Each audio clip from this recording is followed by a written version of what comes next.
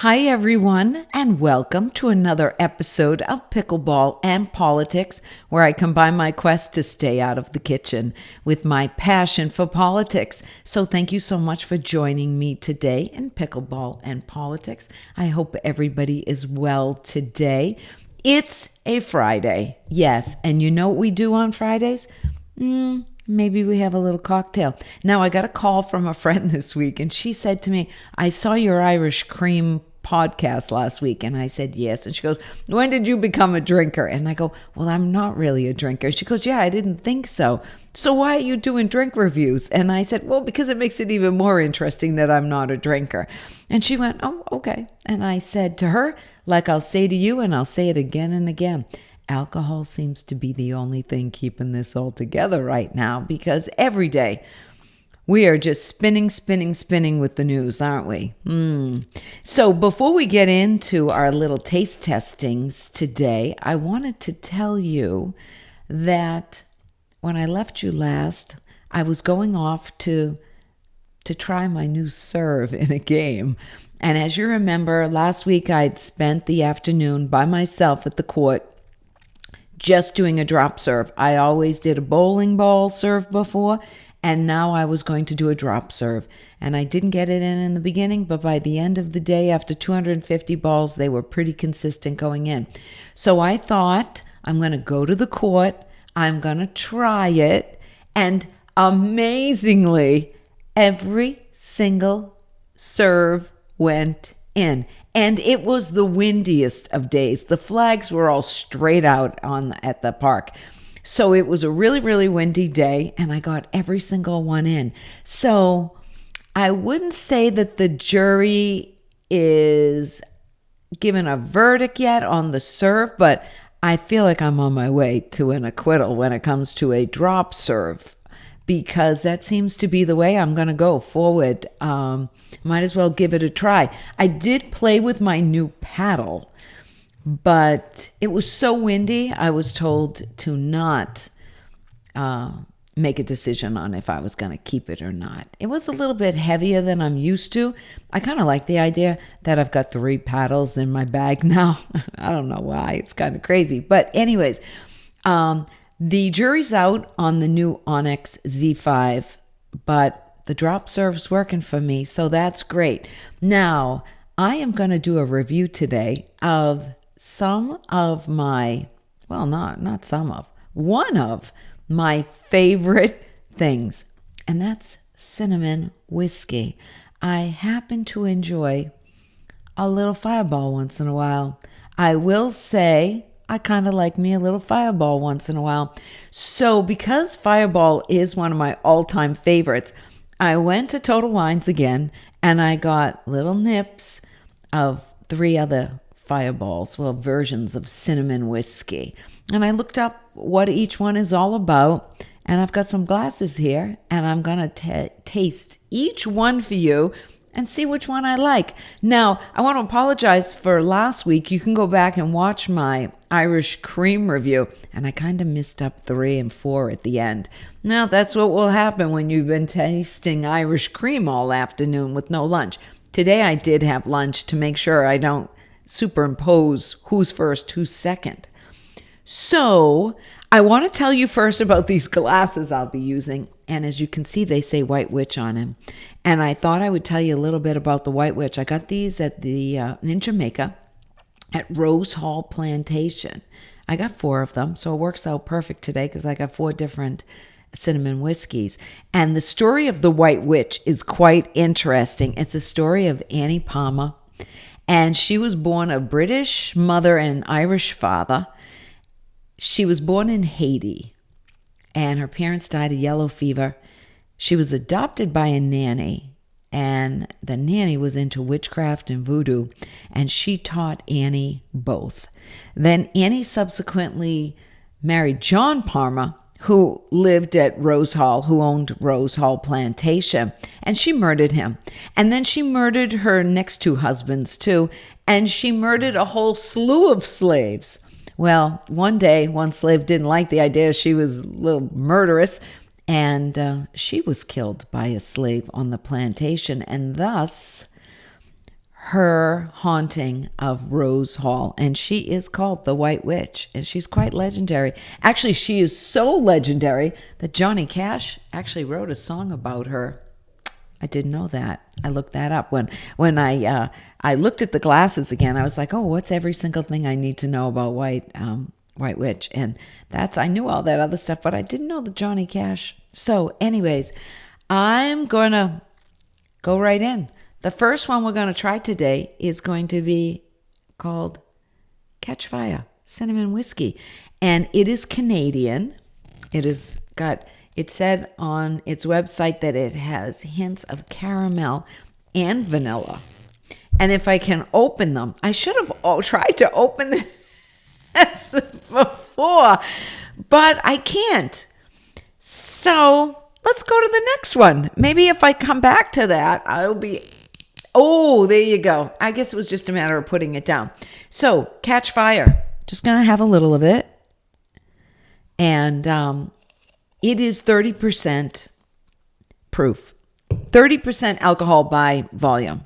Okay? To your health.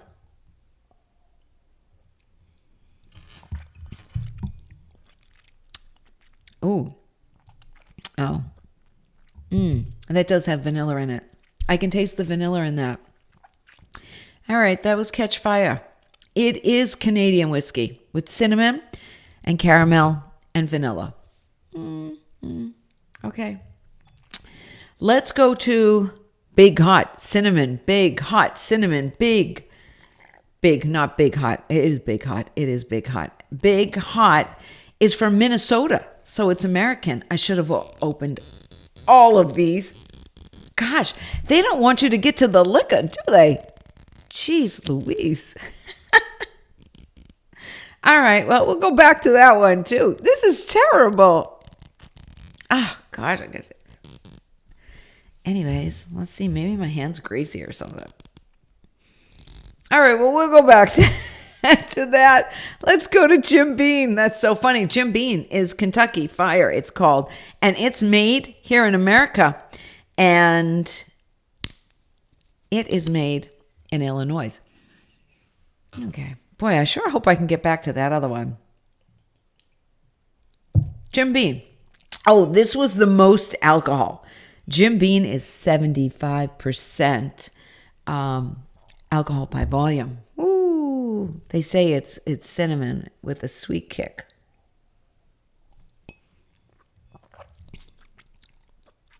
Ooh. Oh, that does have a kick. Ooh.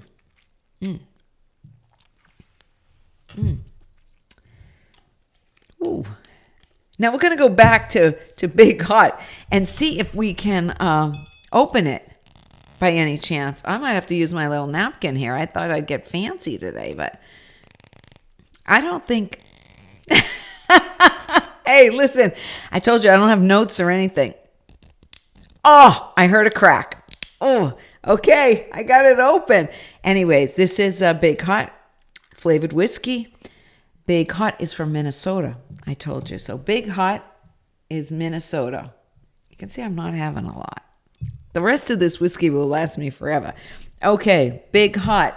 It has got hints of vanilla. It's American whiskey.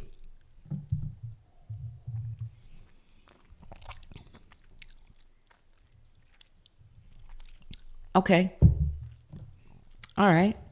So far, they all taste basically the same to me. I'll be honest with you. Last is going to be my Fireball. I love me a Fireball. Now, if I can get it open, oh, gosh. Now you know why I have trouble getting my serve over the net, right? Oh, goodness gracious. I got it. There we go. Cheap as creepers. Anyways, it's Fireball. It's cinnamon. And if I can get it all the way open. There we go. Oh, there it cracked. Wow. They really don't want you drinking this under any circumstances, let me tell you. So it's Fireball. You can see it's a little bit bigger than the rest because this is my own personal stash. I didn't have to go buy it. Kind of like take it with me sometimes. Fireball is Canadian.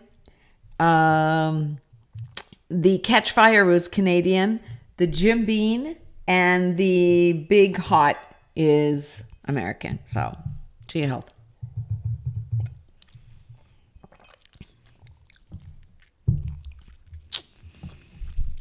Well, that's Fireball. Interesting. Now that I've had all these other ones, Fireball, though, it tastes like heaven, but can it burn? It burns like hell sometimes.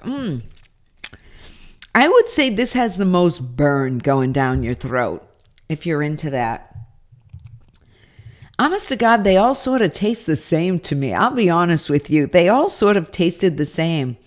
I wouldn't say one is necessarily better or worse than the other. I did like my Fireball the most. I thought it had the most burn if you're after a little burn going down. But otherwise, I think they all tasted basically the same. Not like the Irish Cream. The Irish Creams were all very, very different. If you didn't see my Irish Cream review, you can go back on my YouTube channel and subscribe. I would love for you to subscribe to my YouTube channel. And you can watch that too. As far as pickleball goes, I told you about my serve, and as politics, nothing happened this week. All week we were hearing that Trump was going to be indicted, Trump was going to be indicted, Trump was going to be indicted. And it turns out that he wasn't indicted. And now they're trying to make it out like Trump made up all these rumors. Well, my dink of the day is the mainstream media for full-on lying to us, because NYPD last week started putting up barricades.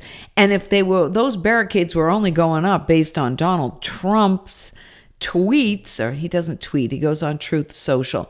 But if those barricades only went up because Donald Trump said he was going to get arrested, that's sort of weird to me, because I would think that the NYPD was being told to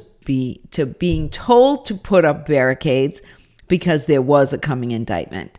And now they're trying to gaslight us. Once again, the media is trying to gaslight us and tell us it was all Donald Trump's problem. Well, I don't believe that. I think they were going to indict him, and something else is brewing. That's all I can say. I think there are other things brewing, because there's been a lot of rumors. I talked about rumors the other day. There've been a lot of rumors this week, especially that Michael Cohen never took the finance money. He paid it out of his own pocket to Stormy Daniels. So we'll see what happens with all that. The dink of the day is the media for trying to gaslight us yet again. I'm telling you. So today we reviewed Jim Beam. It tastes like cinnamon whiskey. And we reviewed Big Hot, which is virtually impossible to open. We reviewed Fireball, which is probably still my favorite, but I wouldn't turn any of them down, to be honest with you. And then the Catch Fire, which was also hard to open. Actually, they were all hard to open except good old Jim Beam. Now, if you are totally into buying American and American only, you want to go with Jim Beam. And you want to go with Big Shot, because one's in Minnesota and one's made in Illinois. So considering all things equal, get that Big Hot and the Jim Beam. They're fine. They tasted great. I still love my Fireball, and I have a bunch of these, so I'll be finishing that off. But I wouldn't think twice about buying those.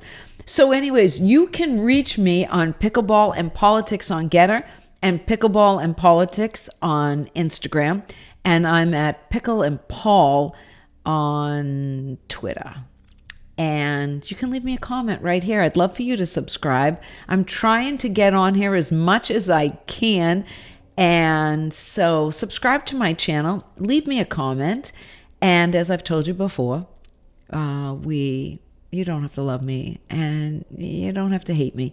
No, did I say it the other way? Boy, you might love me and you might hate me, but either way, we can still be friends. I'm not sure what I said before. These little sips, I told you I'm not a drinker, but it should be interesting to see. You can see, oh my God, I had so much of these nips. I don't know what I'm going to do with the rest of them, but anyways, every Friday we're going to come on and we're going to have a little cocktail, and I'll tell you about my last pickleball adventure and a little politics. So until next time, thank you for joining me on Pickleball and Politics.